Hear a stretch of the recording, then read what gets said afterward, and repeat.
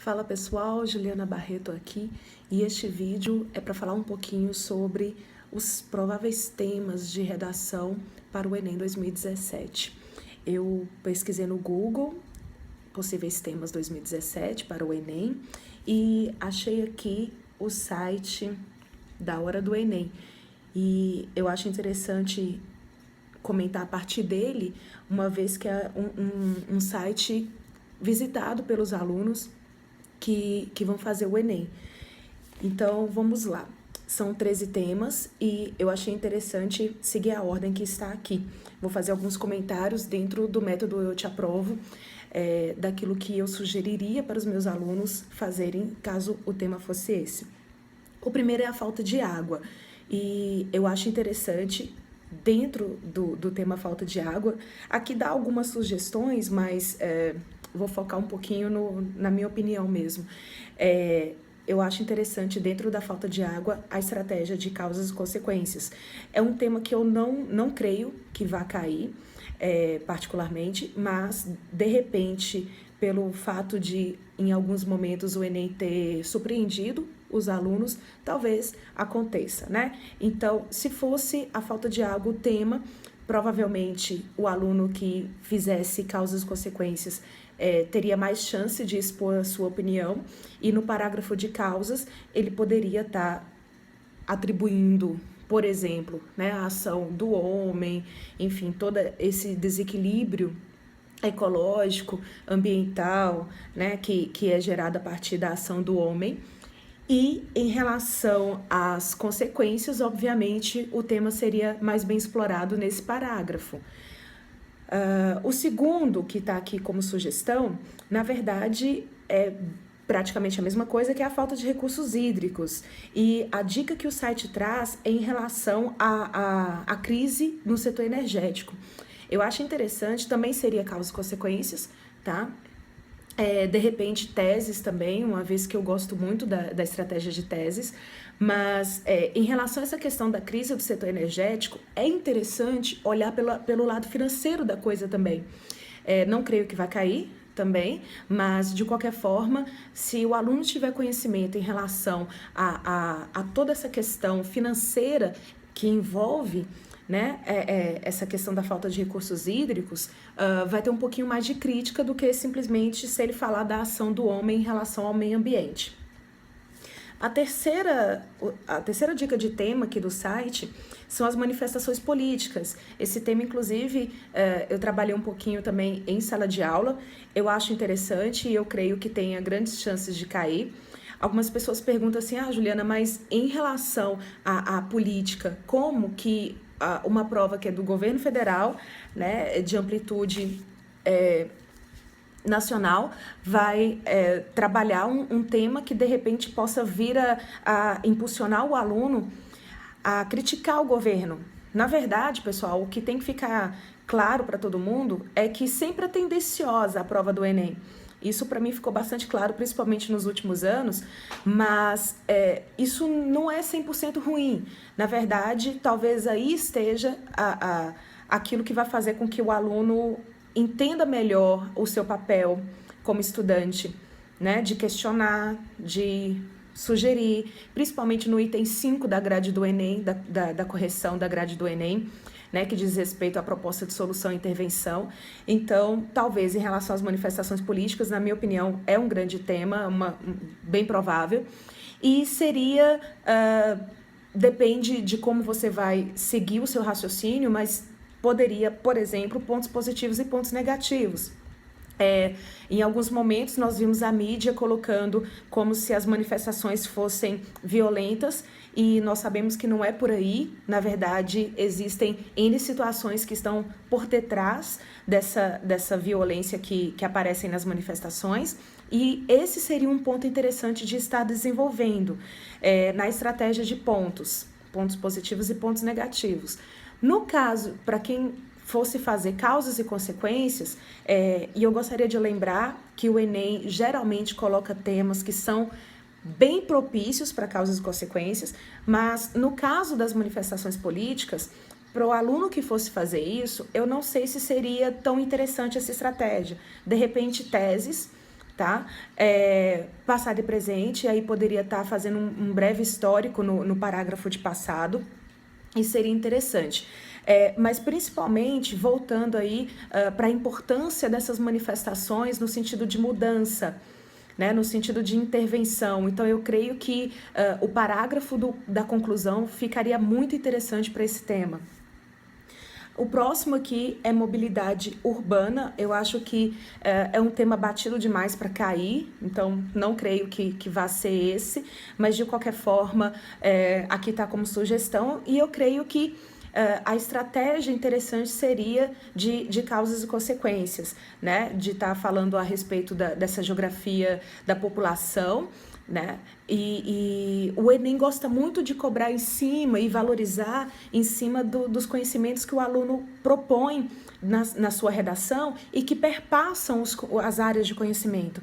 Então, o de mobilidade urbana, de repente, seria interessante para que o aluno mostrasse o seu conhecimento de geografia em relação à população, à demografia, e seria interessante estar seguindo uma estratégia também. Eu creio que qualquer texto fica mais bem escrito quando segue uma estratégia de desenvolvimento, e no caso de mobilidade urbana, causa e consequência seria bem apropriado, teses também, obviamente, a estratégia de teses se encaixa em praticamente qualquer tema, mas é muito clichê, né? E como intervenção, obviamente, está colocando aí as propostas alternativas de mobilidade, né, de transportes, como a bicicleta, por exemplo. Então, como é uma coisa muito clichê, eu creio que não seria provável. Bem, o próximo aqui é de preconceito racial e tem sido muito comentado mesmo nos últimos anos, principalmente em relação ao esporte. Nós tivemos casos muito tristes em relação a jogadores de futebol que passaram por situações constrangedoras de injúria, e obviamente é um tema bem provável.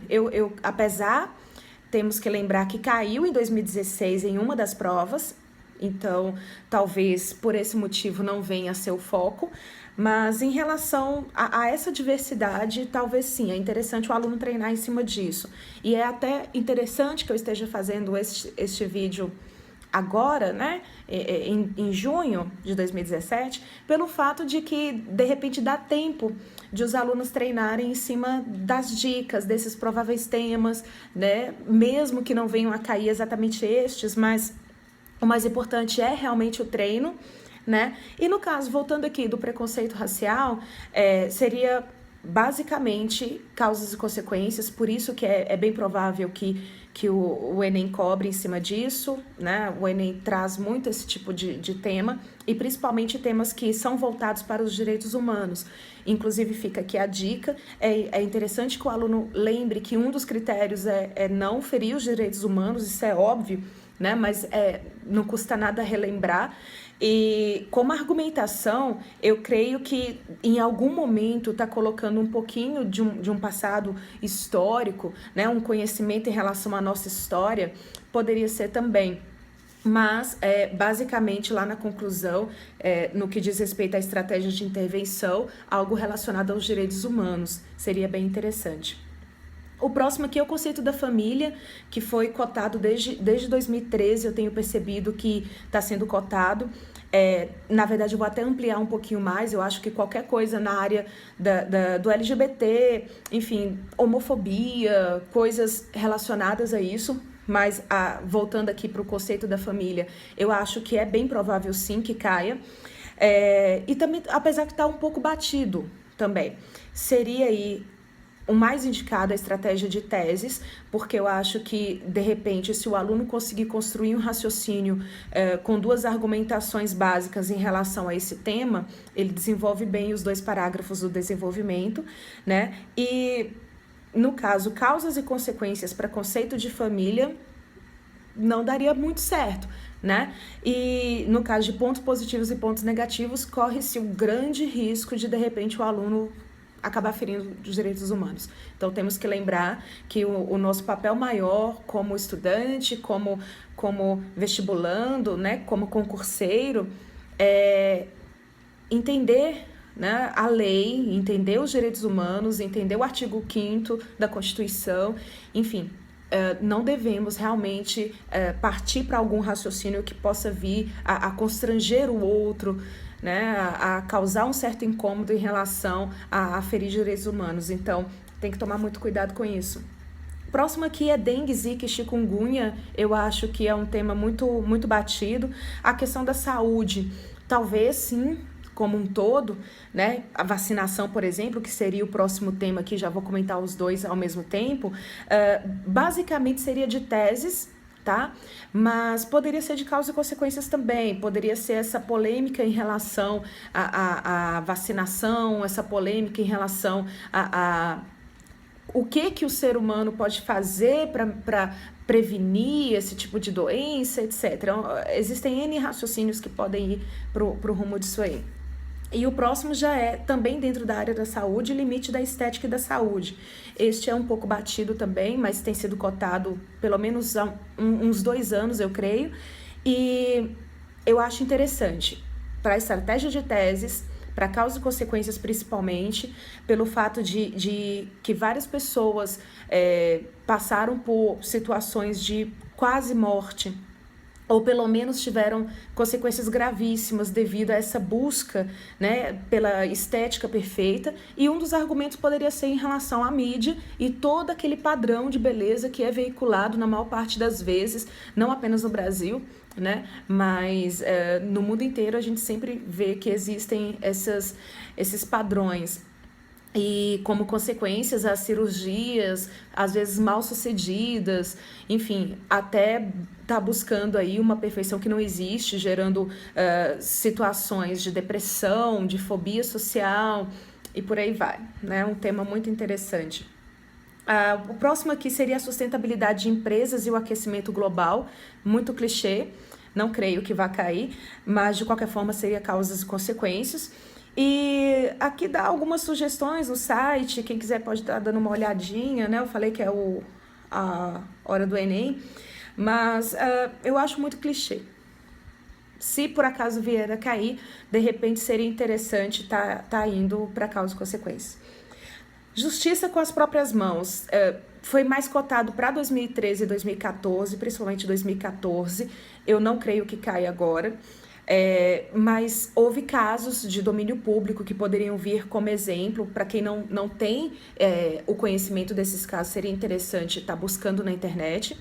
E é interessante lembrar que o argumento de autoridade, os exemplos, os dados estatísticos, ou você sabe ou você não sabe, não tem como inventar na hora da prova. E como que eu vou saber? Eu tenho que ler, eu tenho que pesquisar. Então, vale a pena estar buscando a respeito e treinar, mesmo que não seja um tema muito cotado. Seria aí causas e consequências também, mas poderia, dependendo da forma como conduzisse o raciocínio, fazer pontos também.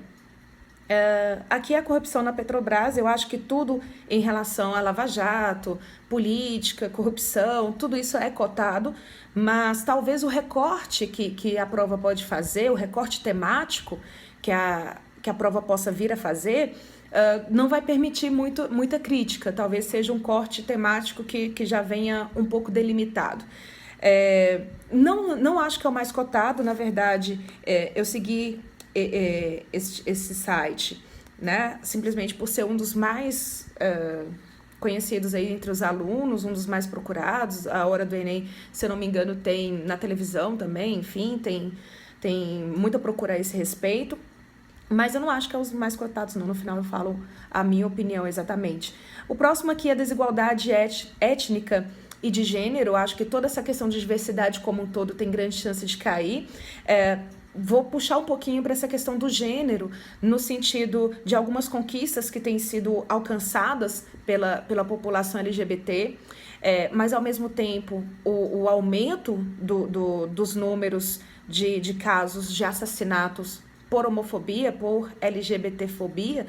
Então, talvez nesse sentido da questão do gênero, né, seria, obviamente, causa e consequências, né? O que eu quero deixar claro é que alguns temas não tem como você analisar por estratégia de pontos por uma questão muito óbvia, né? Não tem como, por exemplo, a persistência da violência contra a mulher você analisar ponto positivo e ponto negativo disso. Então, a maior parte dos temas realmente vai ser teses ou causas e consequências. Um aqui que eu trabalhei em sala, que foi a liberdade de expressão e mídia. Eu creio que isso, desde 2013 também tem sido muito... Eu tô falando 2013, na verdade, pelo que eu tô me lembrando dos temas e das discussões, principalmente nas questões políticas, porque se nós formos analisar, foi quando começaram as manifestações, etc. Então, é um período que nós temos passado desde 2013, principalmente, mas essa data apenas como referência, nada de especial. Mas voltando, em relação à liberdade de expressão e mídia, desde 2013 que eu tenho percebido alguns casos, inclusive mundiais, que poderiam ser citados como argumentos de autoridade em forma de exemplos, tá?